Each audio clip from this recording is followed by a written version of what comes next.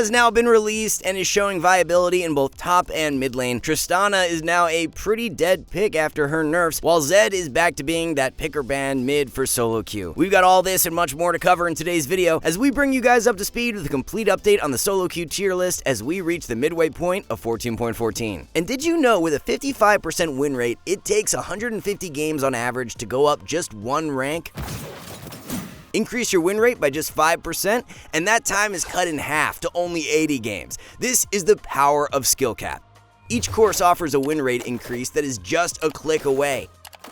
Learn what took Challenger players 10 years in just 10 minutes. We supercharge your rank gains with real results. Click the link in the description below now to get the rank you've always dreamed of. So let's start things off by discussing Aurora up in the top lane, because even though she's more popular for mid right now, she's seeing a very similar amount of success as a top laner. Compared to many of the previous champion releases, Aurora has started off with a higher win rate from the jump, as it's been around 45% for the first day of her release. Smolder, who was the most recent champion release prior to Aurora, had under a 40% win rate on the first day of his release, and then eventually climbed up to around 50% as the patch rolled along, so things are looking promising for Aurora. If you're playing Aurora up in the top lane right now, there is one rune setup that is completely dominating everything else, and it consists of running Fleet Footwork for the Keystone rune. The sustain and added kiting strength that Fleet provides makes Aurora super difficult to kill in lane and allows her to bully those melee champs really well. As for the build, what seems to be working best so far is a more AP bruiser setup consisting of Rod of Ages, Liandry's, and Cosmic Drive. Aurora needs to play relatively up close to be effective, so this more durable build works great for her. As for Aurora's tier list placement, we're going to be slotting her into the A tier, as we believe she's much better than her current overall win rate suggests. Everything up in the top lane more or less played out to expectations for this patch, so let's just go right into the tier list for the role. OP tier stays the same, as Set and Volibear are the two top laners that you really can't go wrong with right now. Rumble and Jax were the two top laners nerfed for 14.14, and both have fallen in strength as much as we had anticipated. Rumble is now in a pretty terrible spot, while Jax is still viable, but not a priority pick any longer. The Aurelia adjustments have turned out pretty power neutral, so no movement on the tier list for her. Jace, Cho, and Sion were the three top laners buffed for this patch, and we were pretty spot on with predicting how each of their changes would land. Cho was the biggest winner from the top lane this patch, as he's seen his win rate climb around 2%.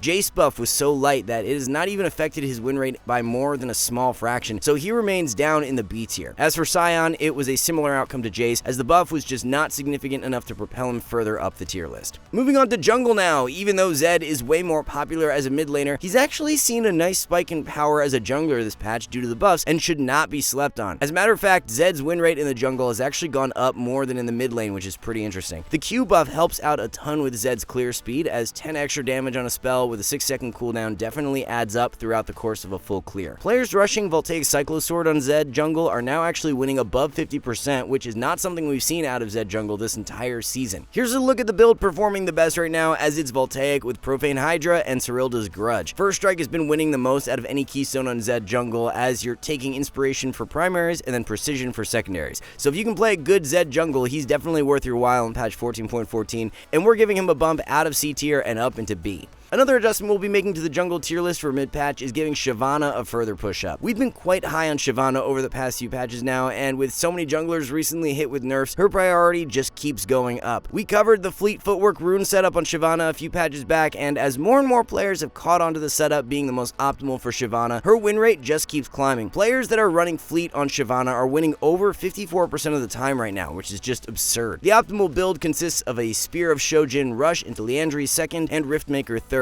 as you're going for more of an AP bruiser setup that allows for Shyvana to be more engaged in fights instead of just sitting back from range with her squishy full AP build. So if you're anywhere diamond or below right now, definitely look to take advantage of Shyvana while you can, as she's being moved up into the jungle OP tier. So even though the jungle role was heavily impacted by the 14.14 changes, the tier list doesn't look a whole lot different from mid-patch, because most of the adjustments have met our pre-patch expectations. Kindred, Zyra, Lilia, Bel'Veth, Nidalee, and Brand were the 6 junglers nerfed for this patch, and the only one that did not pan out as to how we expected were the Brand nerfs. Brand lost very minimal strength from the E nerf, so he's definitely still one of the more optimal AP junglers that you can play for solo queue. Nidalee, on the other hand, was absolutely hammered by her nerfs, and is a champ that you will want to stay away from unless you're really mastered on the pick. Hecarim adjustments have literally been as power neutral as you could ask for, as the champ's win rate has literally not budged from 14.13 to 14.14, so really the big movement out of the jungle for this patch has revolved around Zed becoming a viable pick again, while Nidalee lost the most amount of power for any jungler who was nerfed and should be prioritized less for solo queue. Moving on to the mid lane now, of course the big talking point of the patch revolves around the release of Aurora. So far, Aurora is not performing all that bad for a new release. As with any champ on release, we're not expecting for them to be overly impressive on the analytical side of things. Something that we did expect and that is being confirmed by the data so far though is that Aurora does have a pretty tough time against more bursty mobile champs. Aurora is a shorter ranged mage and doesn't have any sort of hard CC that she can use to lock down enemies pre-6. Even though her E does provide the slow, it only lasts for 1 second, and if the enemy has multiple mobility spells, that slow is really not going to matter. This makes it very easy for these more mobile champs like Aurelia, Fizz, and Katarina to jump right onto her, and there's not much Aurora can do. Aurora W is dash, but it's on a 20-second cooldown at rank 1, which gives the enemy a huge window to try and jump onto you while it's down. This makes the Aurelia matchups especially difficult because Aurelia can just dash forward to bait out your W and then Q back to minions to get the reset. After that, you'll be forced to play super safe for 20 seconds while Aurelia gets to do whatever she wants, and if you do end up moving up, she'll just kill you. A longer ranged mage like Lux can be quite difficult to play against as well, because if the Lux spaces correctly, it's almost impossible to land any damage on her in lane. You can definitely outplay mages a lot easier than melee assassins though. A lot of the time, you're going to be wanting to use your W more aggressively in order to make up for this range difference. Just sitting back with Aurora against longer range matchups is not going to bode well for you, as you'll probably just end up getting poked out, so you have to be using W proactively. Say for example, Lux throws out her E. Instead of running backwards trying to dodge it, you can just look to W forward to dodge the damage, and then you should be in range to land your Q and E at this point to get a winning trade-off.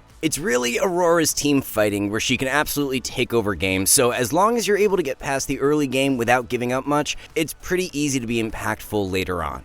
For a more in-depth look at Aurora, definitely check out our Aurora starter guide that is now up on the channel. As for Aurora's tier list placement, she's going to be slotted into the A tier, as the champ does have a lot of potential if you can pilot her well. So jumping into the mid lane tier list, we have a few additional adjustments to discuss for mid-patch. The OP tier will not be changing, as there's no reason for us to remove Vex or Naafiri. Even though Riot had the Aurelian soul changes listed as adjustments in the patch notes, he's seen a nice win rate boost this patch, from 50 up to around 52%, which is quite significant and warrants a push up into the mid lane S tier. Now, it does look like our theory that we had in the pre-patch tier list is playing out though, because the amount of win rate that Soul has gained this patch does differ quite a bit depending on the elo. For Plat and below, we're seeing around a 2% spike, but for Diamond and above, it's less than 1%. This is because of the Q change, to where Riot increased the mana on initial use of Soul's Q, which makes tapping Q for kiting and proccing Rylai's more punishing. High elo players were the ones that really took advantage of this tap Q, whereas in the lower ranks, it wasn't as prevalent, which is why we're seeing this difference in win rate. With that being said, we care more about how strong champs are for Diamond and below when making our tier list, so even though Aurelian has not gained as much strength for Diamond and above, we're still moving him into the S tier. Another adjustment to the tier list consists of Zed moving up 1 extra tier, as we're giving him a push from A into S. Zed buffs have turned out a little bit more impactful than what we had expected, so adjusting him into the S tier is what we see fit. Zed is now back to being one of the higher priority solo queue picks, but good luck locking him in this patch, as his ban rate has spiked to almost 30%. One last adjustment we're making for mid-patch is moving Tristana even further down. When making the pre-patch tier list, we were not aware that Riot was also nerfing Tristana's Q attack speed, and because of that change going live, she's lost a lot more power than originally expected. Tristana's win rate has plummeted around 5%, so she's no longer a viable solo queue champ and will be placed in the C tier. Now, it's not just Tristana mid lane that has fallen off super hard due to the nerfs, as the changes have equally killed Tristana in the ADC role. Trist is now the unanimous worst ADC for solo queue, which is saying something when we've got picks like Kalista, Corki, and Aphelios who are in pretty terrible spots as well. We wouldn't be surprised if Riot circles back for 14.15 and reverts one of the nerfs, but for the time being, definitely stay far away from Tristana for solo queue, as she's dropping down into the C tier. So if we have a look at the ADC tier list, the premier champions in the role have not been dethroned for a while now. Jinx and Kai'Sa continue to dominate as two of the strongest solo queue carries. Jhin, Ashe, and Misfortune follow right in behind them as very strong S tier picks. Ezreal is a really great S tier champ as well right now, especially if you're taking advantage of his new Bloodthirster build that we highlighted in our OP builds video this patch. Smolder is one ADC we're giving an added push up the tier list for mid-patch, as we originally did not expect for his buff to turn out very impactful, but it has done enough to warrant a move out of the B tier. Aphelios was one of the other ADCs that was buffed for this patch, but the changes have not moved the needle enough to drag him out of the C tier. Corki was nerfed as well, so he's really not worth playing in bot lane anymore, and even though shortly after his mini rework he was quite popular down in the bot lane, he's now got less than a 0.5% play rate in the role. Our general rule of thumb is that when a champ drops below a 0.5% play rate, they just get removed from the tier list. So unless something pops up for Corki in the coming patch, we'll probably just be removing him entirely in our next update. The only support who was adjusted for 14.14 was Melio, and the changes have actually played out in his favor ever so slightly. Usually when Riot issues these adjustments where they shift power around in a champion's kit, the champ ends up losing or gaining a significant amount of power, but the Melio adjustments have been extremely neutral power-wise. Q range being increased is actually pretty insane, as you have the ability to poke a little easier in lane and peel off dive champs better in fights. You're definitely rewarded more now for being able to play a good Melio due to these adjustments, as more of his power budget has been shifted over to Q. So overall, Melio remains in a good spot for solo queue after these changes, as you can find him in the support A tier. Coming into the patch, the big change that was supposed to have significant impact on the meta was the nerf to Warmogs, but with the patch live for a few days, it looks like the nerf has been rather tame. Melee supports are still rushing Warmogs to some really great success right now, which goes to show you how impactful the movement speed from the item really is. Even though you won't have access to the movement speed as early on in the game as before, eventually getting that 15% bonus movement speed is just so valuable for solo queue. On top of this, just being so tanky with Warmogs makes it the perfect melee support item, so Riot's going to have to nerf it even more if they want it removed from meta. As a result of Warmogs not losing very much strength, we are moving Leona back up into the OP tier for mid-patch, as her win rate has not even budged due to the nerf. So overall, guys, even though it looked like there was potential for the support role to see a shake-up due to the Warmogs nerf, that really hasn't been the case, which means the meta remains the same as to where it was in 14.13, as you should continue rushing the Warmogs on your melee supports. Alright guys, one last thing, our rank up guarantee is insane. It's like signing up for the gym and getting a refund if you don't get ripped. That's how confident we are in SkillCapped. We obsess over making the best guides with top players, rigorous testing, and top tier video editing to make your climb easy. If you're ready to level up, visit skillcapped.com and see the difference. So there you have it guys, a complete update on the solo queue tier list for every single role as we reach the midway point of the patch. Thank you all so much for watching, we'll see you back soon.